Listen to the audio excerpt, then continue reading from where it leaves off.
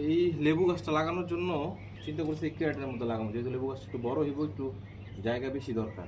আর এখানে একটা তুলসী গাছ আছে ক্যারেটের মধ্যে, এটা মানে এমনি হয়ে রয়েছে, এইটা উঠায়া টপের মধ্যে লাগাবো। আর এখানে মাটি প্রস্তুত করে নিতেছি লেবু গাছ লাগানোর জন্য, তারপর এই লেবু গাছটা এখানে লাগাবো। এই জায়গায় লেবু গাছ লাগানোর জন্য মাটিটা প্রস্তুত করে নিতেছি, আছে তারপর ক্যারেটের মধ্যে এই লেবু গাছটা লাগাই দেবো। এখানে নিচে ক্যারেটের নিচে একেবারে কিছু ইটের খোয়া দিয়ে দিলাম, এরপর মাটি দেবো, এরপর গাছের এটা করবো। ইটের খোঁজ যে দিতেছেন এগুলো কি দেওয়া ভালো? জানি না, তো দেখছি নিচে একটু ইটের খোয়া টোয়া দিলে নাকি পানি নিষ্কাশনটা ঠিক থাকে। আর এটাও তো মনে করো যে মাটি এক ধরনের, এই জন্য আর কি। তার নিচে মাটি দিয়ে দিছে, লেবু গাছটা লাগাই দেবো।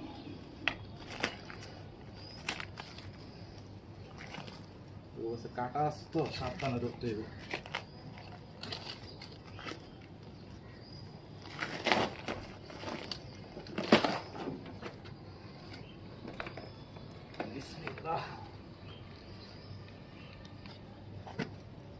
মাটিগুলো দিয়ে দেবো,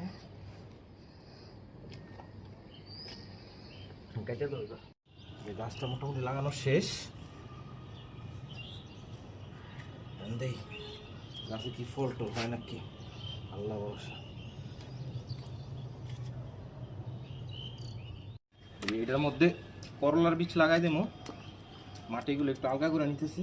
করলার বীজের নিয়ম নাকি হচ্ছে আপনার এই যে চোকা মাথা যেটা, এটা উপর দিকে।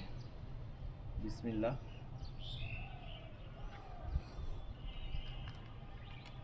দিয়ে আল্লাহ পাক কি রাখছে এদিকে।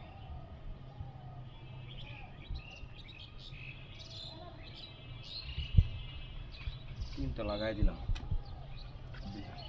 পানি দিলাম না কারণ প্রচণ্ড বৃষ্টি হয়েছে কয়েকদিন, এই কারণে মাটিগুলো একেবারে ভিজা আছে, এই জন্য কোনো পানি টানি আর কিছু দিলাম না। মাটিগুলো এমনিতে অনেক ভিজা, জোরজোড়া আছে।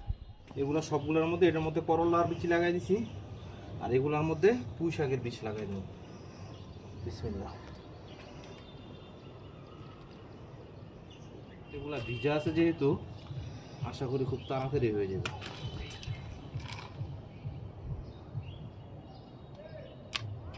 এটা আল্লাহ ভরসা, রিজিকে যা আছে আর কি।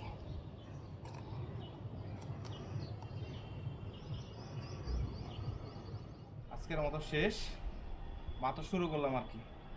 লেবু গাছ লাগাইছি, এর মধ্যে হচ্ছে করলা চারা লাগাইছি, বীজ লাগাইছি আর কি। এগুলোর মধ্যে হচ্ছে আপনার পুঁই শাকের বীজ, আর তুলসী গাছটা আগেই ছিল, ওই ক্যারেট থেকে এখানে লাগাইছি। ঠিক আছে, আজকের মতো আল্লাহ হাফেজ।